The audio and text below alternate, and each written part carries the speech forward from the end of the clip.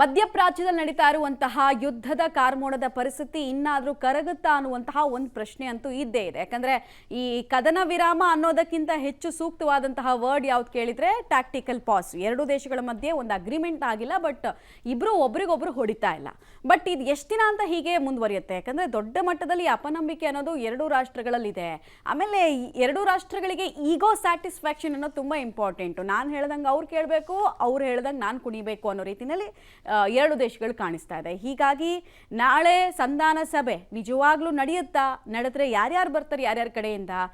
ಕೇವಲ ಇರಾನ್ನ ರಾಜಕೀಯ ನಾಯಕರು ಬಂದ್ರೆ ಏನು ಪ್ರಯೋಜನ ಇಲ್ಲ. ಮೀಟಿಂಗ್ ಒಂದು ಅರ್ಥನೇ ಇರಲ್ಲ, ಒಂದು ತೂಕನೂ ಇರಲ್ಲ. IRGC ಕಡೆಯಿಂದಂತೂ ಯಾರು ಬರಲ್ಲ.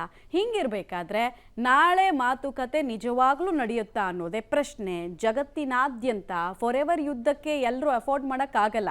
ಈಗೇನೋ ಭಾರತ ಮ್ಯಾನೇಜ್ ಮಾಡ್ತಿದೆ, ಬಟ್ ಎಷ್ಟು ಸಮಯ ಅಂತ ಮ್ಯಾನೇಜ್ ಮಾಡೋದಕ್ಕಾಗತ್ತೆ? ಇದೊಂದು ಪ್ರಶ್ನೆ ಇದೆ. ಈಗಲೇ ಎಲ್ಲ ಕಡೆಗಳಲ್ಲೂ ನಿಧಾನಕ್ಕೆ ಪ್ರತಿ ವಸ್ತುಗಳಲ್ಲೂ ಕೂಡ ಬೆಲೆ ಏರಿಕೆ ಕಾಣಿಸ್ತಾ ಇದೆ ಮತ್ತು ಬೆಲೆಯಲ್ಲಿ ವ್ಯತ್ಯಾಸಗಳು ಕಾಣಿಸ್ತಾ ಇದೆ. ಹಾಗೆ ಔಟ್ ಆಫ್ ಸ್ಟಾಕ್ ಅನ್ನುವಂತಹ ಬಿಸಿ ಪೆಟ್ರೋಲ್, ಡೀಸೆಲ್ ನಿಧಾನವಾಗಿ ಒಂದೊಂದೇ ಬಂಕ್ನಲ್ಲಿ ಆವರಿಸ್ತಾ ಹೋಗ್ತಾ ಇದೆ. ಹೀಗಿರಬೇಕಾದ್ರೆ ನಾಳೆ ಒಂದು ಮೀಟಿಂಗ್ ಆಗಿ ಒಂದು ಅಗ್ರಿಮೆಂಟಿಗೆ ಬರೋದು ತುಂಬ ಇಂಪಾರ್ಟೆಂಟು. ನೋಡೋಣ ಏನಾಗುತ್ತೆ ಅಂತ. ಆ ಡೀಟೇಲ್ಸ್ ಅನ್ನು ಕೊಡ್ತೀವಿ ನಿಮಗೆ. ಸೊ ಸದ್ಯಕ್ಕೆ ಅಪ್ಡೇಟ್ ಹೇಳ್ಬಿಡ್ತೀನಿ. ಕದನ ವಿರಾಮ ಮುಗಿಯೋದಕ್ಕೆ ಇನ್ನೂ 24 ಗಂಟೆ ಬಾಕಿ ಇದೆ. 24 ಗಂಟೆಗಿಂತ ಕಡಿಮೆ ಅಂತಲೂ ಹೇಳ್ಬೋದು ನಾವು. ಯಾಕಂದರೆ ಅವತ್ತು 5:15 ಬೆಳಗ್ಗೆ 5:15 ಅವ್ರು ಹೇಳಿದ್ದು ಇನ್ನೊಂದು 10 ದಿನ ಕದನ ವಿರಾಮ ಅಂತ. ಈಗ ಆಲ್ರೆಡಿ 8:15 ಅಂದರು. ನಾವು ಲೆಕ್ಕಕ್ಕೆ ತಗೊಂಡ್ರು 24 ಗಂಟೆಗಿಂತ ಕಡಿಮೆ ಸಮಯ ಇದೆ. ಸೊ ಇಸ್ಲಾಮಾಬಾದ್ಗೆ ಅಮೆರಿಕದ ಉಪಾಧ್ಯಕ್ಷ JD ವ್ಯಾನ್ಸ್ ಇವತ್ತು ಬರ್ತಾರೆ. ಕಳೆದ ಬಾರಿಯ ನಿಯೋಗ ಈ ಬಾರಿ ಕೂಡ ಭಾಗಿಯಾಗತ್ತೆ. ಯಾರು ಎಷ್ಟು ಬಾರ್ಗೇನ್ ಮಾಡ್ತಾರೆ, ಯಾವ ವಿಚಾರಕ್ಕೆ ವಿಚಾರ ಕುದುರುತ್ತೆ, ಎಲ್ಲ ಇಂಪಾರ್ಟೆಂಟ್ ಆಗುತ್ತೆ. ಬಟ್ ಯುದ್ಧದ ಆತಂಕ ಅಂತೂ ಇದೆ. ಅದಕ್ಕೆ ತಕ್ಕಂತೆ ನೀವು ಒಂದು ವೇಳೆ ಇಲ್ಲಿ ಒಪ್ಪಂದಕ್ಕೆ ಸಹಿ ಹಾಕಿಲ್ಲ ಅಂದರೆ ನಿಮ್ಮ ಕತೆ ಮುಗಿಸ್ಬಿಡ್ತೀವಿ ಅಂತ ಅಮೆರಿಕ ಮೊದಲೇ ಧಮಕಿ ಹಾಕ್ತಾ ಇದೆ, ಥ್ರೆಟ್ ಕೊಡ್ತಾ ಇದೆ. ಥ್ರೆಟ್ ಕೊಟ್ಟು ಡಿಪ್ಲೊಮಸಿ ಮಾತುಕತೆಗೆ ಬನ್ನಿ ಅಂದರೆ ಯಾವ ದೇಶ ಒಪ್ಕೊಳ್ಳುತ್ತೆ? ಮರ್ಯಾದೆ ಸ್ವಾಭಿಮಾನ ಇರುವಂತಹ ರಾಷ್ಟ್ರ ಅಂತೂ ಒಪ್ಕೊಳ್ಳಲ್ಲ. ಅನ್ಲೆಸ್ ಅಂಡ್ ಅಂಟಿಲ್ ಒಂದು ಪೂರ್ಣ ಪ್ರಮಾಣದಲ್ಲಿ ಯುದ್ಧ ಆಗಿ ಮುಗಿದು ಹೋಗಿ ಶರಣಾಗ್ತೀವಿ ಅಂದರೆ ಆಪ್ಷನ್ ಇರುತ್ತೆ. ಇರಾನ್ದೇನು ಹಂಗಿಲ್ವಲ್ಲ ಕತೆ. ಇನ್ನೊಂದು ಸ್ವಲ್ಪ ದಿನ ಅಫೋರ್ಡ್ ಮಾಡ್ತೀವಿ ನಾವು ಯುದ್ಧ ಅನ್ನೋ ಮನಸ್ಥಿತಿ ಅವ್ರದ್ದು.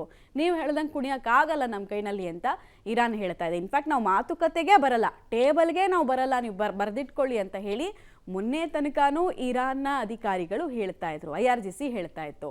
ಒಂದು ವೇಳೆ ಅಲ್ಲಿದ್ದಂತಹ ಸರ್ಕಾರದ ಭಾಗವಾಗಿರುವಂತಹ ಸ್ಪೀಕರ್ ಇರ್ಬೋದು ಅಥವಾ ವಿದೇಶಾಂಗ ಸಚಿವ ಏನಾದರೂ ಒಂದು ಹೇಳಿಕೆ ಕೊಟ್ಟರು, ಅದಕ್ಕೂ IRGC ಅವ್ರ ಮರ್ಯಾದೆ ತೆಗೆಯೋ ಕೆಲಸವನ್ನು ಇಡೀ ವಿಶ್ವದ ಮುಂದೆ ಮಾಡ್ತಾ ಇತ್ತು.